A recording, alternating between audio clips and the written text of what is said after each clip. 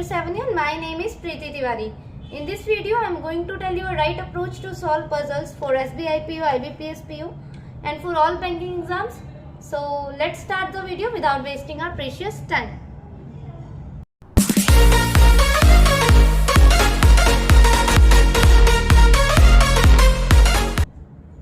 ठीक है, स्टेटमेंट से स्टार्ट करते हैं, फर्स्ट स्टेटमेंट से। और हिंदी मीडियम वालों के लिए मैंने क्वेश्चन स्क्रीन पर लगा दिया है, आप वहाँ से रीड कर लीजिए। ठीक है, okay. A student attended class of different subjects on different days of a week, starting from Monday onwards. 6 subjects were taught on 6 different days of the week, and one day was an off day. That is, no subject was taught on that day. The subjects were computer, physics, geography, English, mathematics and biology, not in the same order. Okay, देखो इन्होंने बोला है 6 subjects हैं और 6 days में पढ़ाए जाते हैं। ठीक है, तो ऐसा नहीं है कि पूरे वीक में 6 ही डेज में मतलब 6 डेज ही हैं। उन्होंने बोल दिया +1 इज अ ऑफ डे, मतलब 1 डे जो है वो ऑफ डे है, 1 डे इज ऑफ डे। तो 1 ऑफ डे भी है, तो टोटल हमें मतलब 7 डेज ही बनाने पड़ेंगे। ठीक है, इसमें कोई भी प्लीज कंफ्यूज मत होना। उन्होंने बोला है 6 सब्जेक्ट्स हैं, 6 दिन में पढ़ाए जाते हैं, प्लस एक जो है वो ऑफ डे भी है, तो हम ऑफ डे को भी इंक्लूड करेंगे, तो हमारा क्या हो जाएगा 7 डेज हो जाएंगे पूरे वीक में। अगर आपने 6 डेज बना दिए तो वहीं से आपकी पजल जो है गलत हो जाएगी। और इन्होंने देखो गलत करवाने के लिए लिखा भी है कि 6 subjects are taught on 6 different days of the week. तो बच्चा क्या करेगा, जल्दी जल्दी में मंडे, ट्यूसडे, वेडनेसडे, थर्सडे मतलब 6 डेज ही बना लेगा। पर was an of day and 1 day was an of day, 1 day जो है ऑफ डे भी है, तो हमें उसे भी इंक्लूड करना है। ठीक है, चलिए आगे देखते हैं। 3 subjects were taught between physics and geography. Physics और ज्योग्राफी के बीच में 3 सब्जेक्ट्स पढ़ाए जाते हैं। Physics were taught before geography, physics जो है ज्योग्राफी के पहले है, जहां भी है। ठीक है, ठीक है। Geography was taught immediately after the of day, geography जो है इमीडिएटली आफ्टर है किसके, ऑफ डे, मतलब ज्योग्राफी के इमीडिएटली पहले आएगा जो भी ऑफ डे होएगा, जो भी दिन वहां पे। ठीक है। English was taught immediately after computer, computer के इमीडिएटली आफ्टर कौन है, इंग्लिश। ठीक है। Biology was taught on Friday और सैटरडे, बायो जो है बायोलॉजी जो है या तो फिर फ्राइडे को पढ़ाया जाता है, क्लास लगती है, या तो फिर सैटरडे को। ठीक है, या तो फिर बायो की फ्राइडे को लगती है या तो फिर सैटरडे को, और किसी दिन नहीं लगती क्लास। मंडे, ट्यूसडे, वेडनेसडे को हम बायो को नहीं ले सकते हैं, क्योंकि बायो या तो फिर फ्राइडे या तो फिर सैटरडे और। ठीक है, ओके, बनाते हैं। क्या बोलते हैं, student attending class different subject on different starting from Monday onwards. ठीक है, मंडे से स्टार्ट करते हैं, Monday, Tuesday, Wednesday, Thursday, Friday, Saturday and Sunday.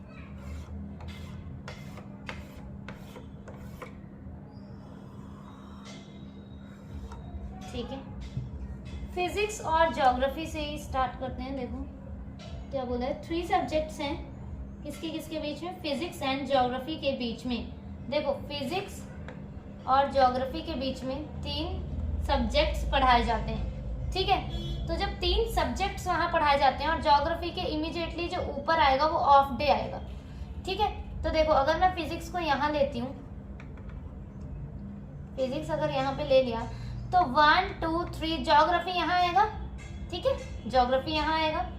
Geography के जस्ट इमीडिएटली ऊपर जो है वो आएगा ऑफ डे, क्योंकि उन्होंने लिखा है geography was taught immediately after of day, तो ऑफ डे यहाँ पे आ जाएगा, ये मैंने सर्कल कर दिया यहाँ पे। ठीक है, तो सब्जेक्ट पढ़ाए कितने गए फिजिक्स और ज्योग्राफी के बीच में, सिर्फ 2, पर उन्होंने तो बोला है कि 3 सब्जेक्ट्स जो हैं वो पढ़ाए जाते हैं किसके बीच में, फिजिक्स और ज्योग्राफी के बीच में। तो ये तो सिर्फ 2 ही सब्जेक्ट्स पढ़ाए गए, क्योंकि एक तो ऑफ डे था, तो उस दिन तो कोई पढ़ाई नहीं हुई। तो इसका मतलब है 1 2 3 4 ज्योग्राफी को हम यहाँ पे लेंगे, तब यहाँ पर आएगा हमारा ऑफ डे, और यहाँ पे 3 सब्जेक्ट्स पढ़ाए जाएंगे। ऐसे ही यहाँ पे फिजिक्स 1 2 3 4 ज्योग्राफी ऑफ डे, यहाँ पे 1 2 3 सब्जेक्ट्स पढ़ाए गए। समझ गए ये क्यों हमने ऐसा किया, 4 क्यों लिया? क्योंकि अभी मैंने आपको बताया कि अगर हम 3 का गैप ले रहे हैं तो एक ऑफ डे है और सिर्फ 2 सब्जेक्ट्स ही बीच में पढ़ाए जा रहे हैं, पर हमें कितने चाहिए? 3 सब्जेक्ट्स चाहिए बीच में। तो इसीलिए 1 2 3 ये 3 सब्जेक्ट्स हो गए और ये ऑफ डे है और ये ज्योग्राफी। ठीक है, क्वेश्चन की लैंग्वेज को समझा करो, ठीक है, क्या बोल रहे हो। ओके, आगे क्या था? English was taught immediately after computer. Okay, देखो इसके पहले, इस कंडीशन के पहले हम इसे एलिमिनेट कर सकते हैं। कैसे? क्योंकि बायोलॉजी जो है वो फ्राइडे या तो फिर सैटरडे को पढ़ेंगे, मतलब पढ़ाया जाता है। तो सैटरडे को ज्योग्राफी आ गया, फ्राइडे को इस वाली पॉसिबिलिटी में ऑफ आ गया, इसका मतलब बायो तो यहाँ सेट ही नहीं हो पाएगा, ये एलिमिनेट हो गई। देन देखो क्या है, बायो जो है फ्राइडे या सैटरडे, तो ठीक है बायो यहाँ पे हम रख देते हैं, बायो आप कर देते हैं। English was taught immediately after computer, तो ये हो गया हमारा कंप्यूटर, ये हो गया हमारा इंग्लिश। एंड देन यहाँ पे क्या बच गया? मैथमेटिक्स, ये बच गया हमारा मैथ्स। ये हमारी कंडीशन सेट हो गई, maths, physics, computer, English, bio. उसके बाद ये ऑफ डे है जिसमें कोई पढ़ाई नहीं होती, और देन ज्योग्राफी। ठीक है, ओके, नेक्स्ट वाली देखते हैं। 8 boxes A, B, C, D, E, F, G and H are placed in almirah having 8 shelves such that bottommost is 1 and bottommost is 1 and topmost is 8. ठीक है, box C is placed either on topmost or lowermost shelf. 3 boxes are placed between A and C. G is placed immediately above A. The self number of box G is equal to sum of E and B. G का जो भी shelf होगा, ठीक है, जिस भी shelf में वो होगा, वो जो है ना E और B जो है उनका सम है। जैसे अगर 5 नंबर पे है तो इनका सम कितना होना चाहिए? 3 और 2 में होना चाहिए, जो है ऐसा बोल रहे हैं कि self number of box G का जो भी नंबर होगा बॉक्स का इज इक्वल टू, वो इक्वल होगा किसके? E और B के सम के। किसके सम के? E और B के बॉक्स के सम के। ठीक है, और box B is placed above E. 3 boxes are placed between E and F. D is placed above H. Okay. 8 7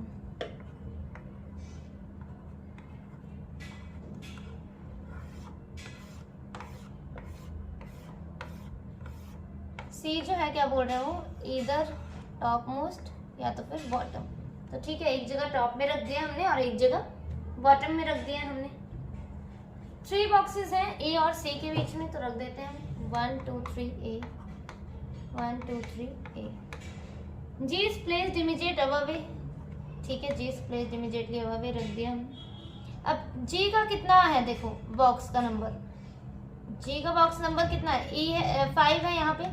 तो E और B को हमें कहाँ रखना पड़ेगा? 3 और 2 में रखना पड़ेगा, तभी इनका सम जो है G के इक्वल होगा। तो ठीक है, रख देते हैं। क्यों रखा हमने? क्योंकि उन्होंने बोल रखा है जो भी बॉक्स नंबर है G का, देखो इस वाली फर्स्ट वाली कंडीशन में देखो G का बॉक्स नंबर है 5, तो 3 और 2 जो है वो ही होगा 5, और तो होगा नहीं। या तो फिर 4 + 1 हो सकता था, पर 4 में ऑलरेडी A आ चुका है। तो E और B को हमें 3 और 2 में रखना है, और E जो है B जो है E के अबव है, तो B यहाँ आ गया और E यहाँ आ गया, आ सकता है। ठीक है, इस वाली कंडीशन में बॉक्स नंबर क्या है? G का 6 है। तो मतलब कहाँ रख सकते हैं हम? 4 और 2 में रख सकते हैं E और B को। 4 + 2 ही 6 होता है, तो ठीक है, यहाँ B रख दिया और यहाँ E रख दिया हमने।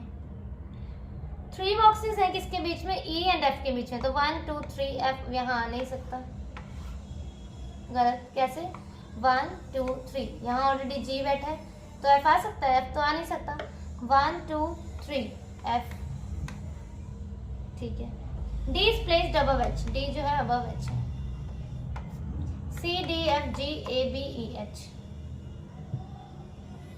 कंडीशन ये हमारी सॉल्व हो गई। नेक्स्ट वाली देख लेते हैं हम। 6 friends B C D E F and G are living on different floors of the 6-story building such that the lowermost floor is number 1 and the floor immediately above it is number 2 and so on. Each of them raise different number of doubts while studying, जब वो पढ़ते हैं तो उनके अलग अलग number के doubts होते हैं, ठीक है। No two person raise the same number of doubt, 2 person जो है ना, no 2 person raise same number of doubt, मतलब किसी भी 2 पर्सन के सेम डाउट नहीं होंगे, मतलब इसके 4 हैं, अगर बी के 4 हैं तो सी के 4, ऐसा कोई नहीं होगा कि सेम नंबर ऑफ डाउट, सबके डिफरेंट डिफरेंट डाउट्स हैं, अलग अलग डाउट हैं, डिफरेंट नंबर ऑफ डाउट्स हैं, ठीक है। G lives 3 floors above the one who raised 13 doubts. The number of floors above G is 1 less than the number of floors below D, who raised 2 doubts more than one who lives on the topmost floor. Only 1 floor is between D and the one who raised 6 doubts more than F, who live immediately above C. Only 2 floors are between C and B, who raised 9 doubts less than G. E raised 3 doubts less than F, who raised 1 doubt more than B. Okay. देखिए कैसे start करते हैं हम इसे। देखो इसमें direct पहले तो बॉक्स नहीं बनाते हैं हम, ठीक है। ऐसा करते हैं, जी लिव 3 फ्लोर्स, किसके ऊपर है 3 floors, above the one who raise 13 doubt, मतलब जिसने भी 13 डाउट, इसने 13 डाउट्स लिया तो जी इसके 3 फ्लोर ऊपर है, ठीक है। G 1 2 3 13, okay. आगे देखते हैं, the number of floor above G is 1 less than the number of floors below D, ठीक है। देखो यहाँ से कब तक बॉक्स बनाते हैं, देखो उससे ज़्यादा इजी हो जाए, 6 5 4 3 2 1, वैसा भी हो जाता है वैसे भी, और ऐसे भी हो जाएगा, ऐसे ज़्यादा इजी रहेगा। देखते हैं,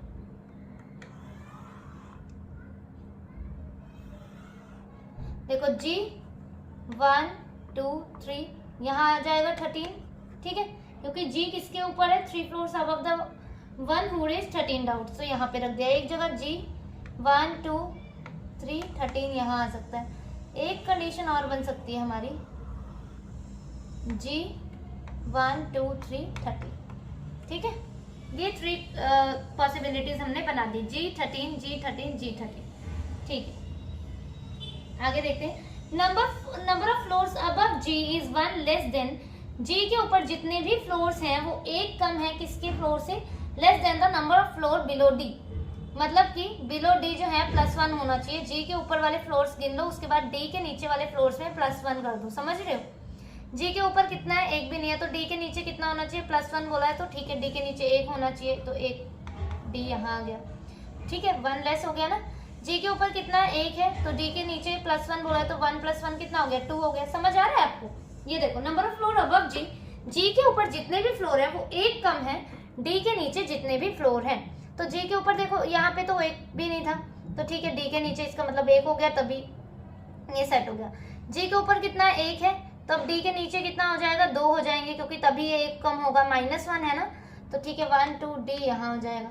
अब जी के नीचे जी के ऊपर कितने हैं, 2 हैं, तो डी के नीचे भी कितने होने चाहिए, 3 होने चाहिए। समझ रहे हो।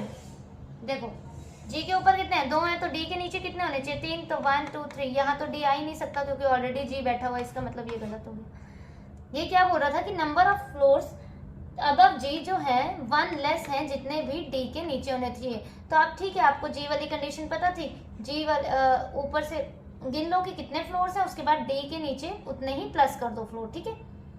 समझ गए कैसा था। तो अब यहाँ पे तो रख नहीं पाए क्योंकि डी के नीचे 3 चाहिए थे, यहाँ ऑलरेडी जी बैठा था, तो इसीलिए यहाँ। उसके बाद क्या बोल रहे हैं, D the number of floors above G is 1 less than the number of floors below D who raise 2 doubts more than the one who lives on top most floor, ठीक है, इसे बाद में सेट करते हैं।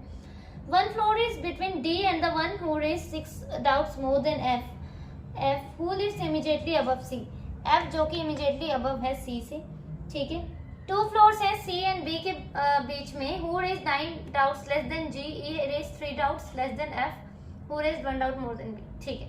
देखो सी और बी वाली जो कंडीशन है उसे सेट करते हैं। एफ लिव्स इमीडिएटली अबव सी, तो एफ और सी जो आएंगे वो एडजेसेंट में आएंगे। एफ यहाँ लिया, सी यहाँ लिया, तो 2 छोड़ के बी यहाँ आ सकता है, सी, क्योंकि सी और बी के बीच में कितने का गैप होना चाहिए, सी, 2 छोड़ के बी होना चाहिए, ठीक है। तो हो सकता है सेट, मतलब एफ और सी। यहाँ पे देखते हैं, एफ यहाँ ले लिया और सी यहाँ ले लिया, तो हम बी को नहीं रख पाएंगे ना नीचे ना ऊपर, इसका मतलब, ठीक है, देख रहे हो, एफ यहाँ लिया, सी यहाँ लिया, सी यहाँ है तो दो छोड़ के नीचे भी बी नहीं आ सकता ना, दो छोड़ के ऊपर भी आ सकता है क्योंकि यहाँ जी बैठा है। तो ठीक है, एक ही कंडीशन बच रही है, एफ सी 1 2 बी। ठीक है, यहाँ पे तो देखो एडजेसेंट में यही बॉक्सेस हैं, बाकी तो है ही नहीं, तो रख देते हैं एफ सी 1 2 बी। ठीक है, ये कुछ भी नहीं है। ओके, अब कौन बच गया उसे रख देते हैं पहले, बी सी डी ई। तो ई एक जगह यहाँ आ गया और ई एक जगह यहाँ। ठीक है, अब इनके डाउट्स को क्लियर करते हैं कि क्या क्या है। ठीक है, देखो, जी lives 3 floor above the one who raised 13 doubts। ठीक है, number of floor above G is 1 less than the number of floors below D. ठीक है, D who raised 2 doubts more than the one who lives on top most floor. ठीक है, अभी तो हमें top most का पता ही नहीं है। 1 floor between D and the one who raised 6 doubts more than F। ठीक है, F who lives immediately above C 2 floors है C। अच्छा ठीक है, इसमें D और F का हो सकता है। देखो इसमें तो नहीं है D और F का, इसमें देखो 1 floor है D and the one who raised 6 doubts more than F। एक फ्लोर है किसके बीच में, D और किसके बीच में, जिसने की F who lives immediately above C कहाँ है, who raised 6 doubts more than F। Okay, F से ज्यादा, तो 13 + 6 कितना हो जाएगा, 19। ठीक है, तो 19 यहाँ आ जाएगा एक छोड़ के, या तो फिर यहाँ पे भी तो आ सकते हैं, देखते हैं अभी। क्या बोले, to B who raised less than G. ठीक है, B who raised 9 doubt less than G, E raised 3 doubts less than F. E से देखते हैं, E raised 3 doubt less than F. तो देखो E raise 3 doubt less than F, तो इसका मतलब ई जो है यहाँ 13 है, यहाँ 3 लेस कर देंगे, यहाँ 10 हो जाएगा। और यहाँ पे भी ये सेट कर सकते हैं हम, E raise 3 doubts less than F. तो ठीक है, यहाँ ई यहाँ कितना है, 13 है, तो यहाँ कितना हो जाएगा, 16 हो जाएगा। एफ 13 लेस देन है, तो ठीक है, आगे देखते हैं। आगे वो जो टॉप मोस्ट वाली थी एक कंडीशन, डी से देखो, D who raise 2 doubts more than one who lives on top most. तो डी ने इससे 2 ज्यादा पूछे हैं जो भी टॉप मोस्ट में, तो 10 + 2 12 हो गया। यहाँ पे अभी नहीं सेट कर सकते, देखते हैं। ठीक है, देखो लास्ट लाइन में लिखा है F who raised 1 doubt more than B. F जिसने की 1 डाउट ज्यादा पूछा है बी से, बी का मतलब 15 हो गया। ठीक है, क्योंकि एफ 1 ज्यादा है ना, तो मतलब यहाँ 15 हो गया। और यहाँ पे भी F who raised 1 doubt more than B, 1 doubt more than B, तो यहाँ कितना हो जाएगा, 12 हो जाएगा। और क्या लिखा है, raise 3 doubts less than F. ठीक है, देखो यहाँ भी 12 हो गया और यहाँ भी 12 हो गया, देख रहे हो कुछ गलत तो नहीं है ना इसमें ना। Number of floor above Gs, ठीक है, 1 फ्लोर है D and the one who raise F fully above B who raise 9 E raise 3, देखो E raise 3 doubt less than F, तो ठीक है 10 हो गए यहाँ पे। F who raise 1 doubt more than B, तो यहाँ भी 12 हो गया। देखो यहाँ दोनों में 12 हो गया। ठीक है, देख रहे हो आप, इस कंडीशन में यहाँ भी 12 है और यहाँ भी 12 है, इसका मतलब गलत होगी ये कंडीशन। ठीक, अब यहाँ पे देखते हैं, इस वाली में देखते हैं, इस वाली में देखते हैं क्या अभी रह गया है हमारा। एक थर्ड लास्ट लाइन पढ़ो, B who raise 9 less than G. B जो कि 9 डाउट्स लेस हैं जी से, तो ठीक है, मतलब जी में +9 कर देते हैं, 15 + 9 24, तो ठीक है 24 यहाँ हो गया। अब सी और डी की कंडीशन बची है, उसको और देखते हैं और पढ़ना पड़ेगा। G lives 3 floor above the one who raise 13 doubts, the number of floor above G is 1 less than the number of floor below D. D who raise 2 more than top most floor. हाँ ये देखो, D who raise 2 more than top, जो भी top most floor है D ने उससे 2 ज्यादा doubt पूछे हैं, तो इसका मतलब यहाँ 26 हो जाएगा। ठीक है, आगे D and the one who raise 6 doubt more than F. अच्छा 1 फ्लोर है किसके बीच में, डी एंड द वन मतलब 1 फ्लोर छोड़कर एक यही बैठा है C. Who raise 6 doubt more than F, जिसने 6 डाउट्स ज्यादा पूछे हैं एफ से, तो 6 ही बोले ना, 6 डाउट मोर देन एफ, तो ठीक है 16 + 6 कितना हो गया 22, तो यहाँ पे आ गया। ठीक है, और तो कुछ नहीं बचना है, immediately above C two floor सी।